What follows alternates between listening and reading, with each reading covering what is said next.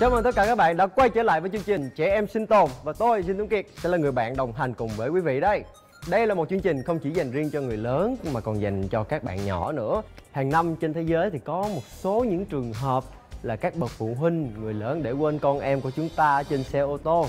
Và Dinh nghĩ là những trường hợp này rất là nguy hiểm. Nhưng mà nếu như các bạn nhỏ của chúng ta được trang bị những kỹ năng cần thiết để thoát hiểm khỏi xe ô tô thì những tai nạn đó chắc chắn sẽ giảm đi rất là nhiều, đúng không nào? Thế thì chúng ta hãy cùng nhau đến với những trường hợp giả định để xem như thế nào là chính xác nhất nha.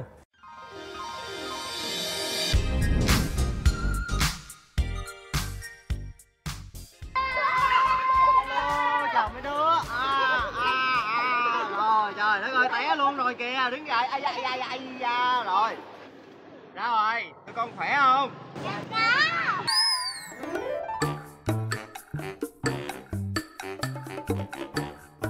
Vô đây nè, con đi đâu đó? Vô đây chơi. Này con này vui lắm. Ủa gì mà xe tô chạy ra chạy vô vậy hả? Rồi nè, cho ưu tiên hai bạn nhỏ mình được đứng ở bên trong nè.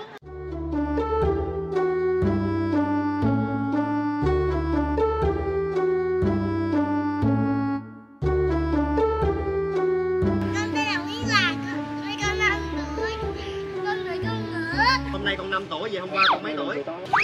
Cũng 5 tuổi luôn.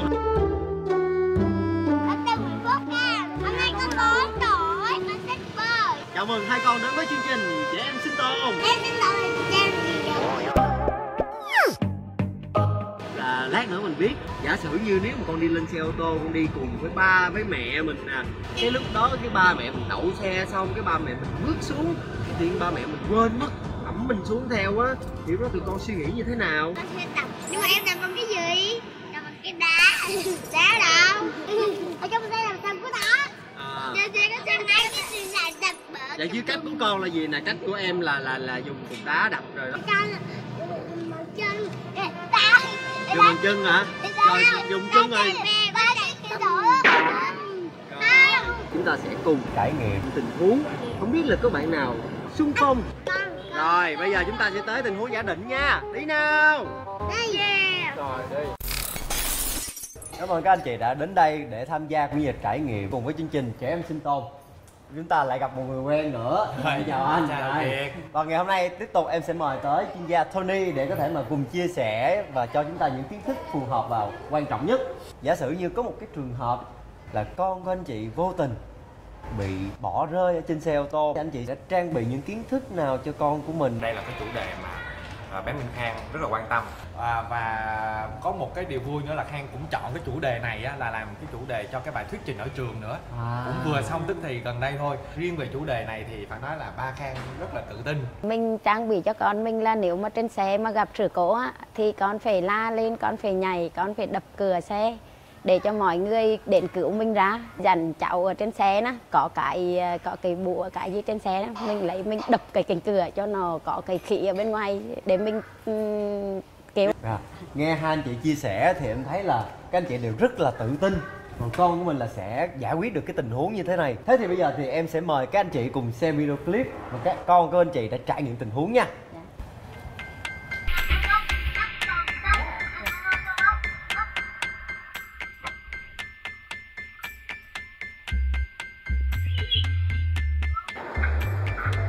Vào tình huống này, bé này con bé rất là thằng bé nha, nó rất là thách thức cho bạn này. Chỉ mới có 5 tuổi thôi anh ạ. Wow, mới 5 tuổi thôi. Loay hoay suy nghĩ rất là nhiều, tìm cách rất là nhiều. Đúng vậy.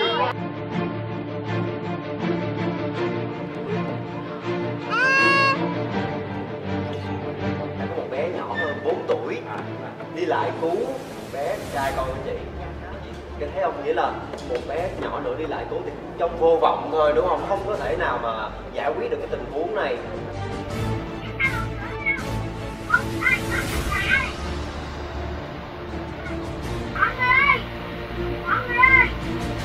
Em nghĩ là khi mà bé mà loay hoay như vậy mà không có tìm ra cái cách mà giải quyết tốt nhất thì sẽ mất rất là nhiều sức. Rất là hiếu động, rất là nhanh luôn. Đó là thực ra trong xe nghe thì rất là to, nhưng mà thực ra khi nãy á, em là người ở ngoài xe thì ra em đứng xếp thôi, em không nghe bé la gì cả. Hết thời gian để trải nghiệm rồi. xe rất là kín. dạ đúng rồi, xe rất là kín. Cảm giác của mình bị bỏ rơi trên xe thì mình thấy như thế nào? Là cô cách là nữa phòng.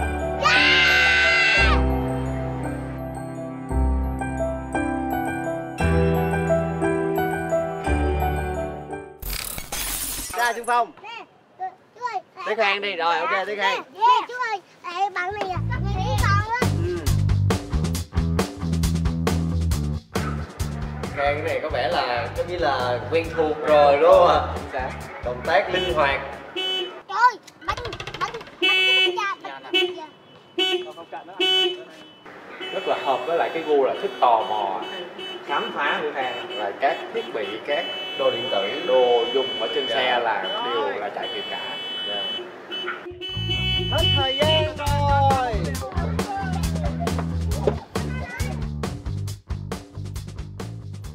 Bạn Kim Anh có vẻ rất là điềm đạm, rất là điềm tĩnh, thận trọng nha, không có bị tâm lý Rối. bạn rất là dễ dàng, nhẹ nhàng leo lên phía trên vị trí của tài xế.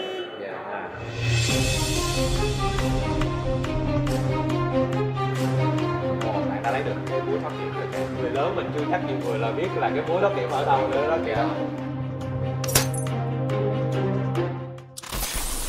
Em có một câu hỏi đặt cho chuyên gia Tony là khi mà các bé bị bỏ rơi trên xe như vậy, cái tâm lý của các bé như thế nào? Thì tại sao mà các bé dễ bị tử vong ạ?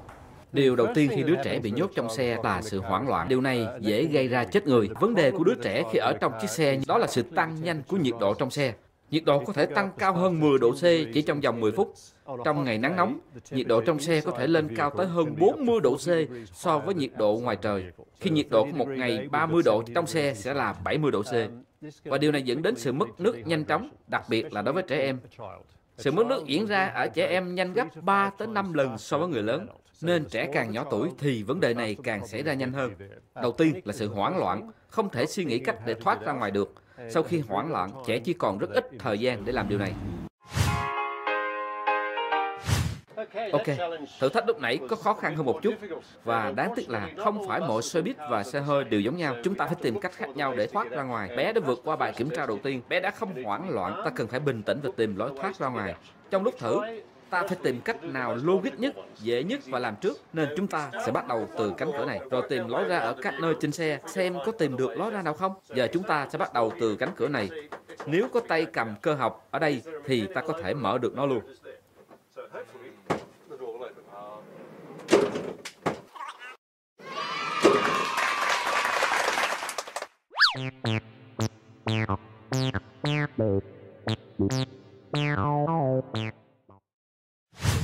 Trường hợp này tôi có một công tắc ở đây. Tôi sẽ đẩy nó qua một bên và sau đó mở cửa thử. Và đây, nó đã có tác dụng. Đây là những thứ mà người ta thường hay quên đi, bởi vì họ hoảng hốt, hoảng loạn, họ cảm thấy rất lo lắng, nhưng đúng nhất là ta phải chậm chậm lại, làm mọi thứ theo một trình tự hợp lý và hy vọng có thể thoát ra được dễ dàng. Lúc nãy bé đã làm khá tốt là bóp còi xe, cố gắng lôi kéo sự chú ý của người khác. Để làm điều này, ta cần leo qua cái ghế ở đây để tới được cái ghế ngồi đằng trước. Ta thấy ở đây có một cái đèn gọi là đèn cảnh báo nguy hiểm trên bảng điều khiển. Nó thường được ký hiệu bằng hình tam giác. Chỉ cần nhấn nút này và đèn cảnh báo sẽ bắt đầu nhấp nháy để cố gắng thu hút sự chú ý của người khác. Sau đó ta có thể bấm kèn xe.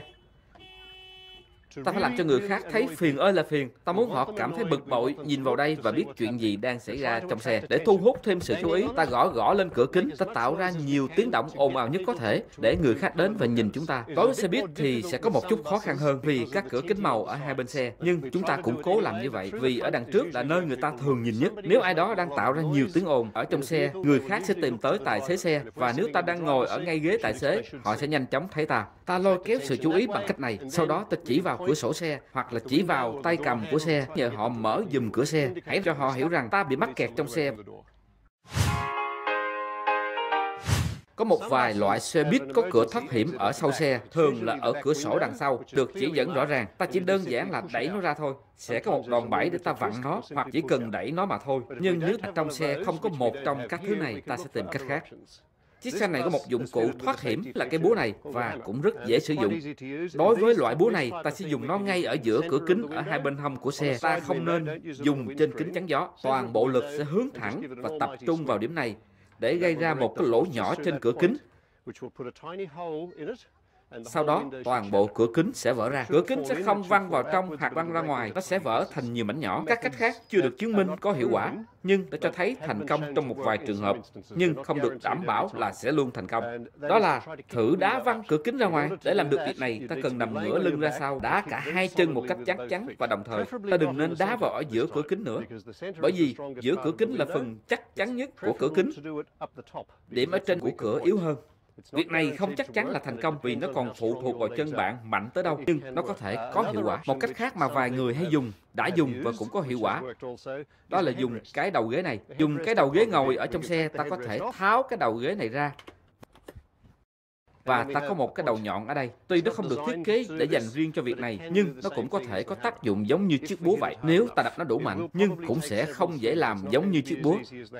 Nhưng dùng cái này, ta vẫn có thể đập cửa và hy vọng tạo ra đủ lực để làm vỡ cửa kính. Ta cũng có thể dùng cái đầu ghế này theo cách khác, nhưng mà nó cũng không đảm bảo được rằng sẽ thành công đâu nhé.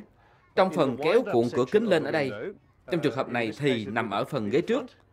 Ta có thể ấn mạnh nó xuống ở giữa phần cao su và cửa kính. Sau đó, ta canh ngay giữa cửa kính.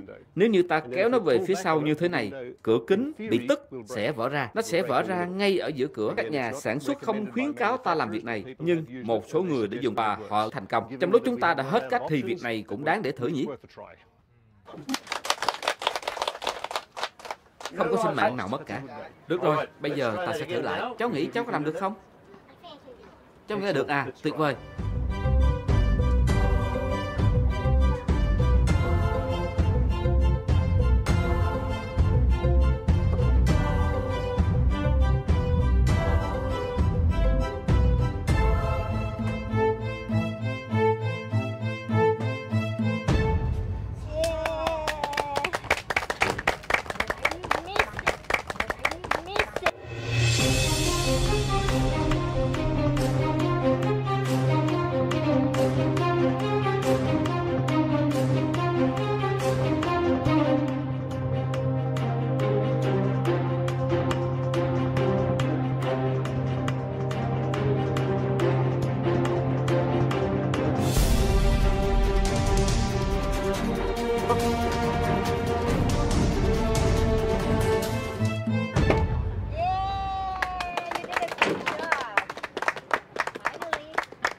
Thay mặt các phụ huynh, tôi xin cảm ơn Tony đã dạy cho các con những cái kiến thức bổ ích, những cái thông tin để mà các con có thể tự ứng cứu mình trong những cái trường hợp nguy hiểm, nhất là trong cái ô tô.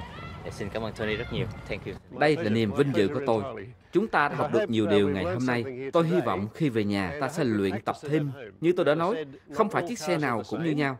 Nên rất quan trọng cho bạn và cho các cháu là phải làm quen với chiếc xe của mình và cách thoát khỏi chiếc xe, các vấn đề có thể phát sinh. Hy vọng rằng tất cả các bạn khi ở nhà sẽ làm y như vậy. Mọi người ơi, nhớ giữ gìn an toàn nhé.